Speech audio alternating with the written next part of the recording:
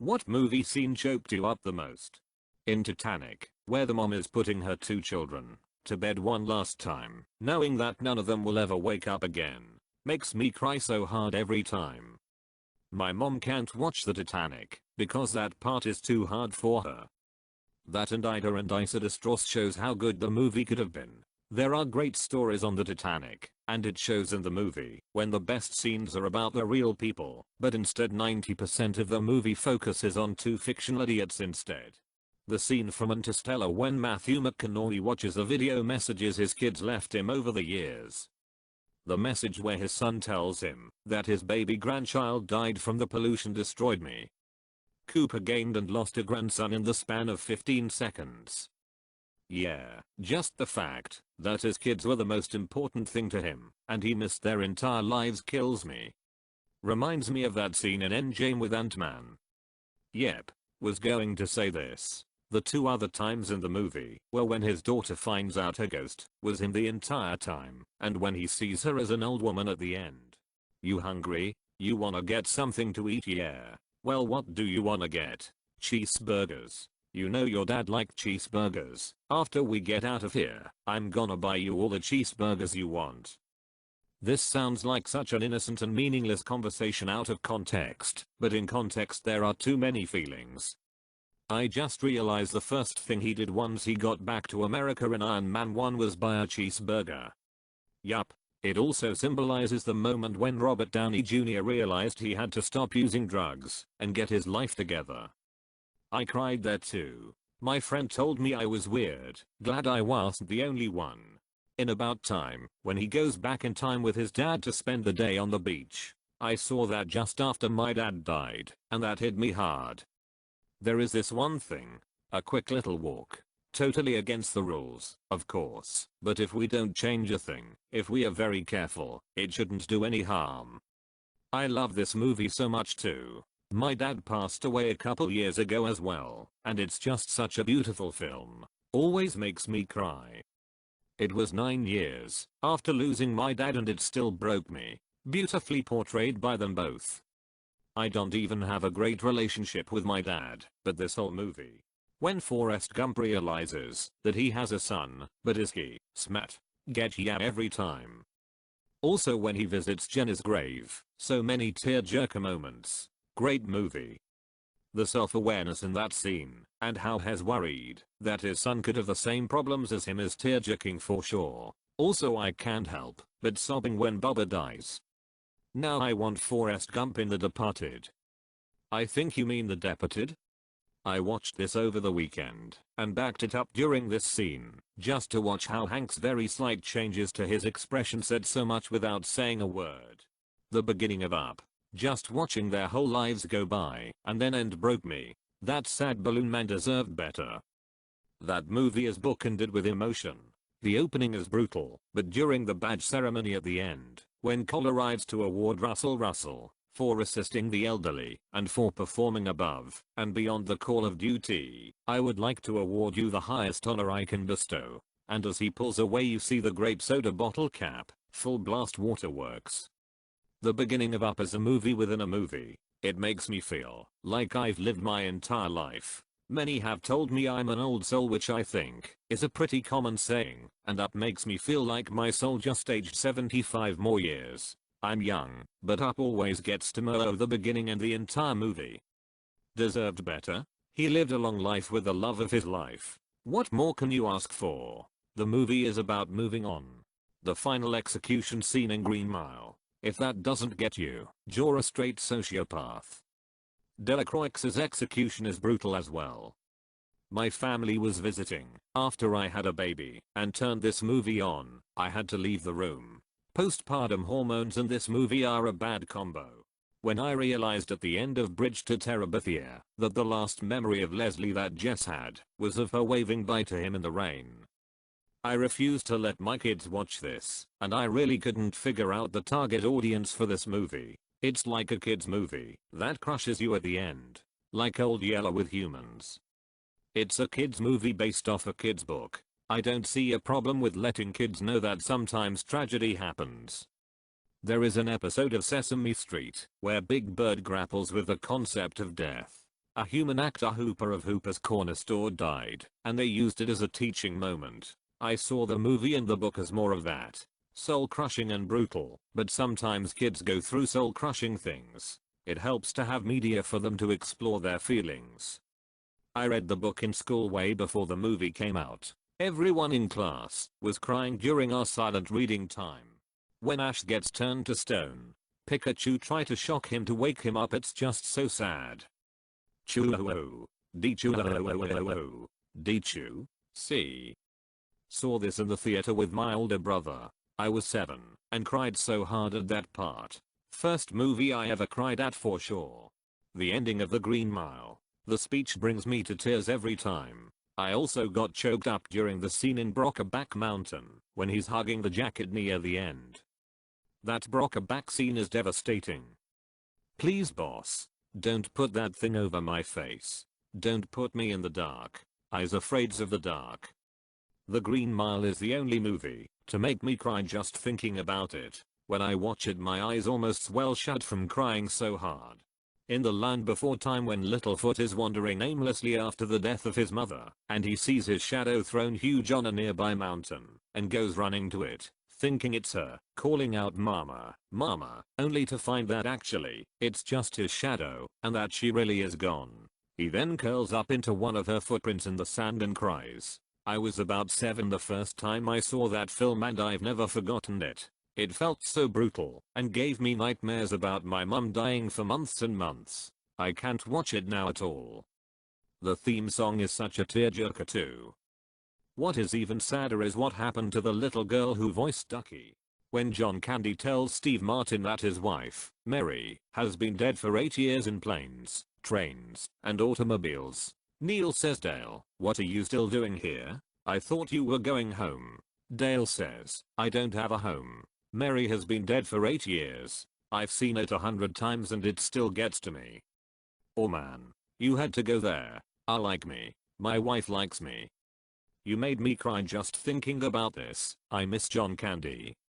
Every time you go away. When old widow Tweed has to drive Todd out into the woods in order to try and keep him safe. Oh lord. The Fox and the Hound was the first movie that ever made me cry. That movie shattered my small human existence as a child. Copper, you're my very best friend. You're mine too, Todd. Might as well just pack it in for the day I'm done. You see, he lives in Rafiki.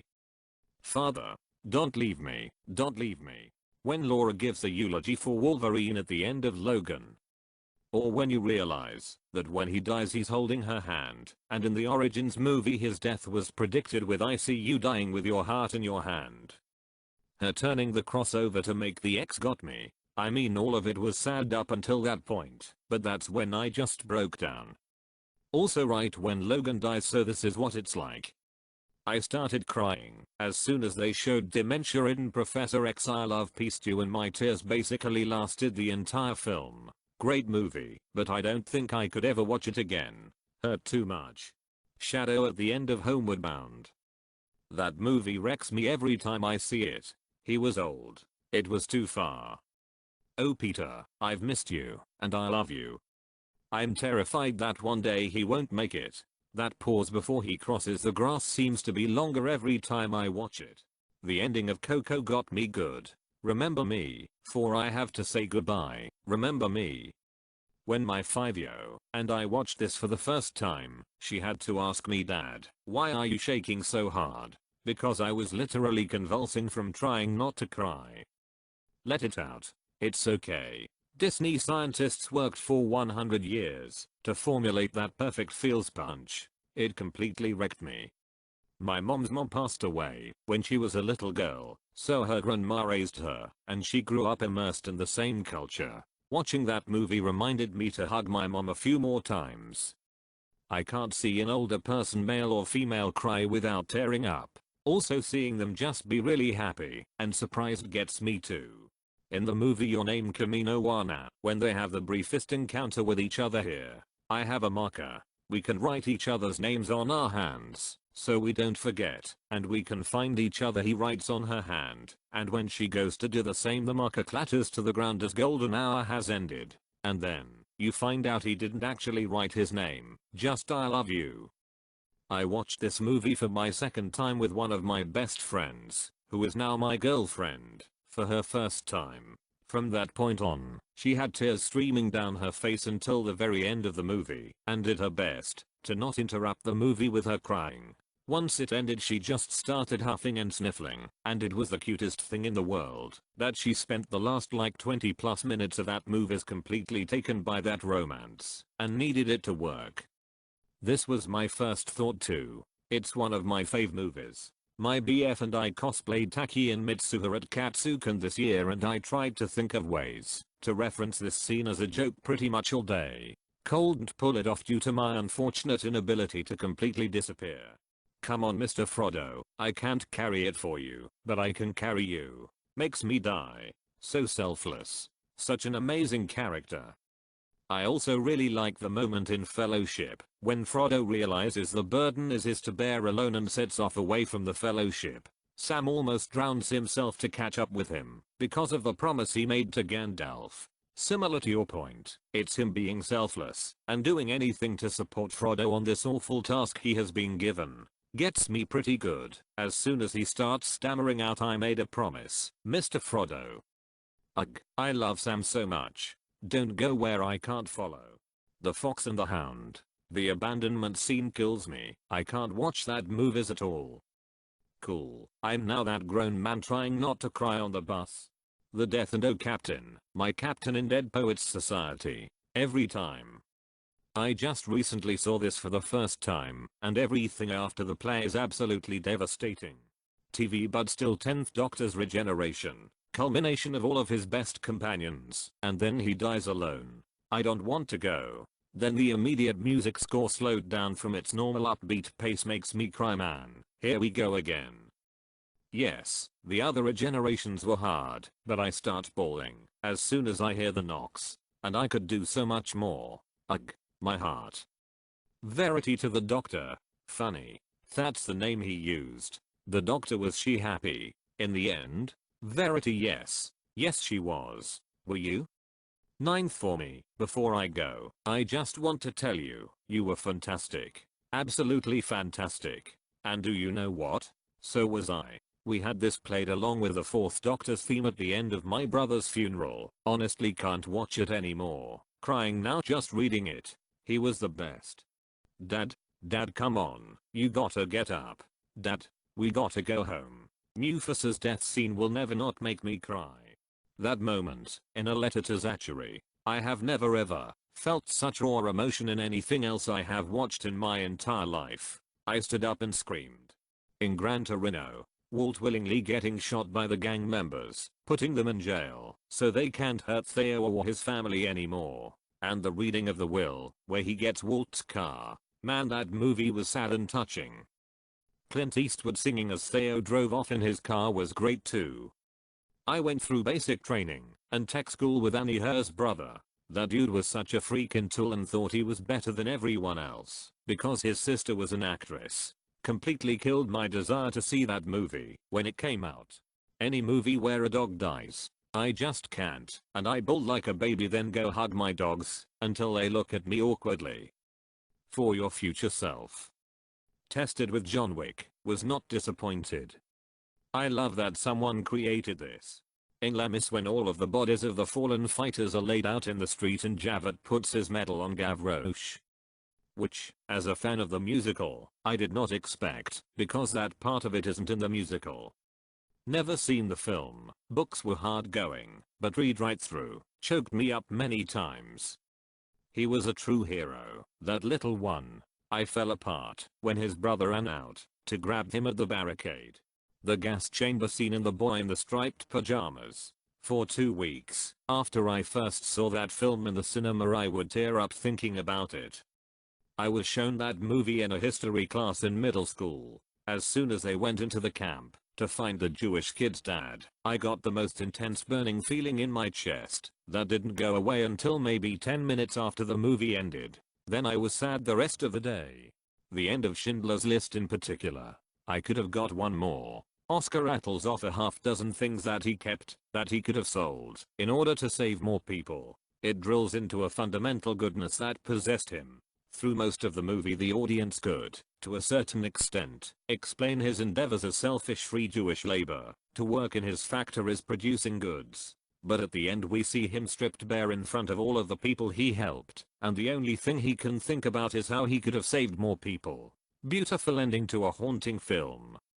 This pin. This is gold. He would have given me 2 for it. At least 1. He would have given me 1. A person stern. For this. I could have saved 1 more person, and I didn't.